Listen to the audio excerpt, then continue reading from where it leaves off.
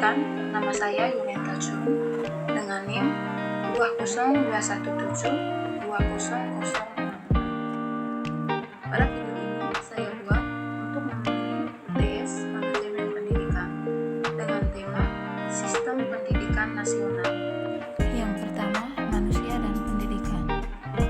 Manusia adalah makhluk yang diciptakan Allah sebagai makhluk sosial yang dibekali akal pikiran untuk berpikir. Manusia makhluk dilengkapi dengan akal, pikiran, perasaan, dan keyakinan untuk mempertinggi kualitas hidupnya di dunia. Menurut Idris pada tahun 2022, keberadaan manusia adalah sebagai makhluk pedagogik, yaitu makhluk Tuhan yang sejak penciptaannya telah membawa potensi untuk didik dan mampu mendidik mereka. Manusia adalah makhluk yang belum selesai memegang dirinya. Dia harus merencanakan dan terus berusaha untuk menyadari apa dia telah merencanakan untuk menjadi pasti individu sesuai dengan pilihannya. Menurut Hantono dan Pramitisari pada tahun 2018, manusia juga merupakan makhluk sosial. Tidak ada satu manusia pun yang dapat hidup tanpa adanya peran dari manusia lainnya. Oleh karena itu, selain kebutuhan akan privasi, manusia juga membutuhkan aktivitas sosial antar sesama. Hubungan sosial yang terjalin biasa terjadi pada sesama manusia yang sudah saling mengenal maupun baru pertama kali bertemu dalam kehidupan sehari-hari. Manusia adalah makhluk psikofisik yang berkembang ke arah kematangan secara integral dalam tulang organ-organnya. Psikis dan fisiknya terus berkembang dalam suatu pola yang seimbang, yang bersifat homeostatis, yaitu terwujudnya kondisi kehidupan yang nyata dalam diri manusia, yang tepat berada dalam keselarasan dan keserasian gerak dan kegunaan organ psikis dan fisiknya. Manusia diberi potensi berpikir, perasa, rasa, berbicara, mencintai, dicintai, menolong, ditolong, dan sebagainya, yang menjadikan dia manusia. Potensi-potensi tersebut sebagai energi yang dimanfaatkan untuk mengelola kehidupannya untuk keperluan manusia itu sendiri.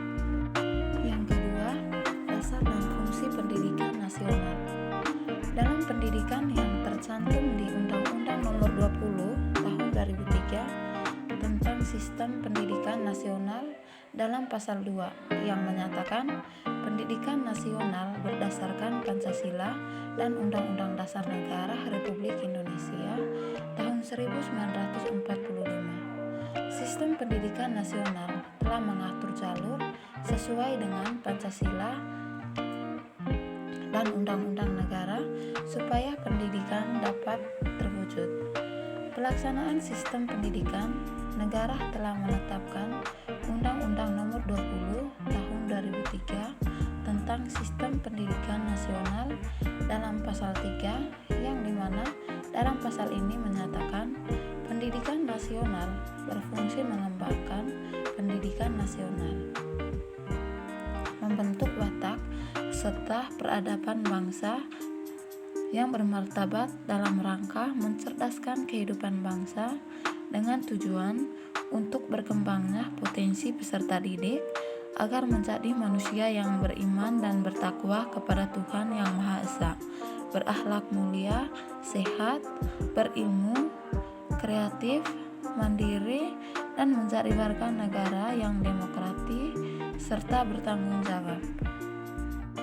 Pendidikan bertujuan untuk mengembangkan potensi yang dimiliki oleh peserta didik agar menjadi manusia yang beriman kepada Tuhan, mempunyai akhlak yang baik, sehat, kreatif, mandiri, agar fungsi pendidikan dapat terwujud dalam penyelenggaraan pendidikan. Maka diperlulah adanya perencanaan yang sistematik terprogram dalam pendidikan nasional telah mengatur sistem jenjang, jalur, serta jenis pendidikan untuk mencapai tujuan satuan pendidikan. Oleh karena itu, penyelenggaraan pendidikan harus sesuai rencana sehingga tercapainya suatu tujuan dalam pendidikan. Fungsi pendidikan nasional mengacu pada Undang-Undang Nomor 20 Tahun 2003 tentang Sistem Pendidikan Nasional dalam pasal 3, yaitu berfungsi menghilangkan segala sumber kebodohan pada manusia dan ketertinggalan fungsi pendidikan nasional, mengembangkan kemampuan dan membentuk watak serta peradaban bangsa yang bermartabat dalam rangka mencerdaskan kehidupan bangsa. Dari fungsi ini menunjukkan bahwa pendidikan nasional mengedepankan akan pembentukan karakter, pembangunan, sikap dan transformasi nilai-nilai filosofis negara. Hal ini meningkatkan nasionalisme serta mampu bersaing internasional. Yang ketiga, tujuan pendidikan nasional. Tujuan pendidikan nasional yaitu tujuan yang dicapai secara benar. Sifat dan tujuan ini ideal untuk komprehensif dan menjadi kepala bagi tujuan-tujuan yang ada di bawahnya. Pendidikan nasional berfungsi mengembangkan kemampuan serta membantu watak serta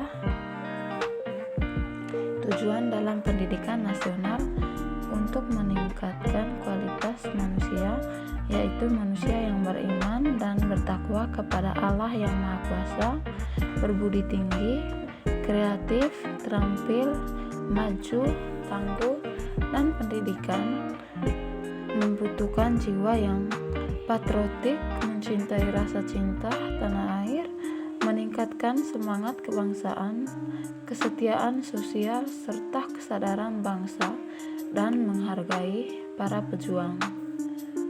Tujuan pendidikan yang di dalamnya mencerdaskan kehidupan bangsa dan mengembangkan manusia seutuhnya dengan rincian sebagai berikut. Mencerdaskan bangsa adalah amanat yang dilakukan karena kecerdasan harus selalu diupayakan dan ditingkatkan upaya kecerdasan bangsa ini melalui pendidikan. Karena dengan adanya pendidikan merupakan gerbang menuju manusia yang cerdas. Dengan begitu, pendidikan bagi bangsa Indonesia merupakan suatu keharusan. Bangsa yang cerdas adalah bangsa yang berilmu, pengetahuan dan memperoleh pengetahuan harus menggunakan akal pikiran. Dengan demikian, memberikan derajat setinggi-tingginya bagi orang yang mempunyai ilmu, dan sudah menjadi kewajiban setiap manusia untuk menuntut ilmu dari pujaan sampai liang lahat. Manusia yang seutuhnya adalah manusia yang beriman dan bertakwa, memiliki pengetahuan, keterampilan yang baik untuk mengembangkan sikap karakter yang baik dan potensi yang dimiliki agar menjadi manusia.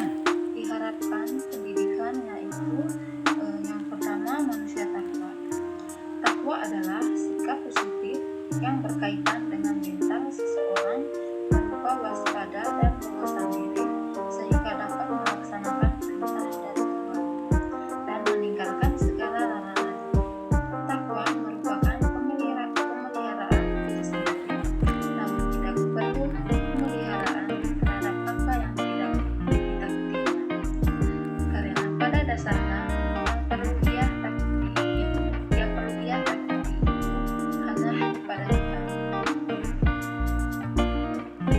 Takwa pada hakikatnya hanyalah melaksanakan perintah Tuhan, mengajak manusia-manusia untuk mendekati diri hanya kepada Tuhan dan menjauhi diri dari segala kebutuhan yang dilarang oleh Tuhan tanpa adanya pelaksanaan sedikit pun. Yang kedua, manusia berakhlak.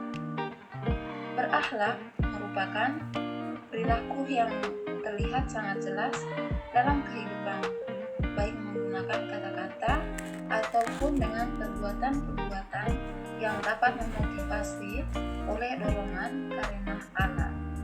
Namun banyak juga aspek-aspek yang berkaitan dengan sikap batin ataupun pikiran seperti akhlak dianiaya yang berkaitan dengan berbagai aspek, yaitu pola perilaku kepada Allah, sesama manusia, dan pola perilaku kepada alam. Yang ketiga, manusia mulia. Akhlak mulia merupakan fondasi untuk dalam membentuk manusia yang baik. Pendidikan mengarahkan pada terbentuknya pribadi yang berakhlak mulia. Jika seseorang telah mengetahui akan baik dan benar, maka mendorong untuk melakukan perbuatan harus melalui pertimbangan pikiran dahulu. Untuk membentuk manusia yang mulia dalam kehidupan perlu adanya suatu pembinaan, yaitu dengan menggunakan pendidikan menjadikan manusia yang berakhlak baik. Yang keempat, manusia sehat. Definisi kesehatan merupakan Undang-Undang Nomor 36 Tahun 2009 adalah keadaan sehat baik secara fisik, mental, spiritual maupun sosial untuk memungkinkan setiap orang untuk hidup produktif secara sosial dan ekonomi. Kesehatan merupakan hal yang sangat penting dalam kehidupan manusia. Ketika kita sehat, aktivitas yang kita jalani akan terkontrol. Sehat juga merupakan keadaan dari kondisi fisik yang baik, mental yang baik, dan juga ketiadaan dari penyakit atau kelemahan. Yang kelima, manusia berilmu. Manusia yang mempunyai derajat yang paling tinggi di sisi Allah ialah orang yang beriman, berilmu dan ilmunya itu diamalkan sesuai dengan diperintahkan Allah dan Rasul-Nya. Manusia berilmu yaitu manusia yang mempunyai ilmu untuk mengenal berbagai pengetahuan tentang baik itu menyangkut adab, ibadah, akhlak. Dengan manusia yang mempunyai ilmu, perkembangan kehidupan juga akan maju perkembangan. Karena tanpa ilmu, maka seseorang yang mengaku mukmin tidak akan sempurna, bahkan tidak benar dalam keimanan. Yang keempat, lembaga pendidikan dan masyarakat. Menurut Krisana pada tahun 2004, layanan adalah aktivitas yang dapat identifikasi dan tidak terwujud yang merupakan tujuan utama transaksi yang berfungsi untuk memenuhi kebutuhan pelanggan.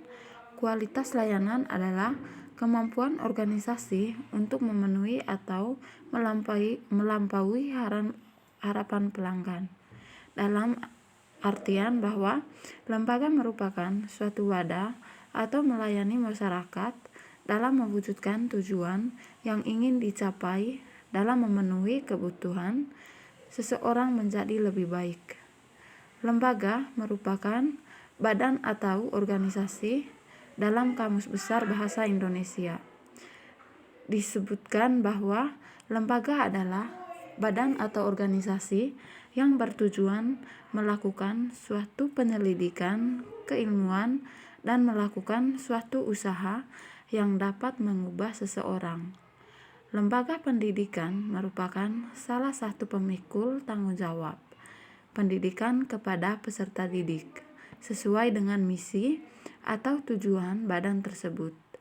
Lembaga pendidikan merupakan tempat berlangsungnya proses pendidikan yang tujuannya untuk mengubah tingkah laku individu ke arah yang lebih baik melalui interaksi dengan lingkungan sekitar. Terdapat 3 macam lembaga pendidikan, yaitu lembaga pendidikan formal, lembaga pendidikan non formal, dan lembaga pendidikan informal.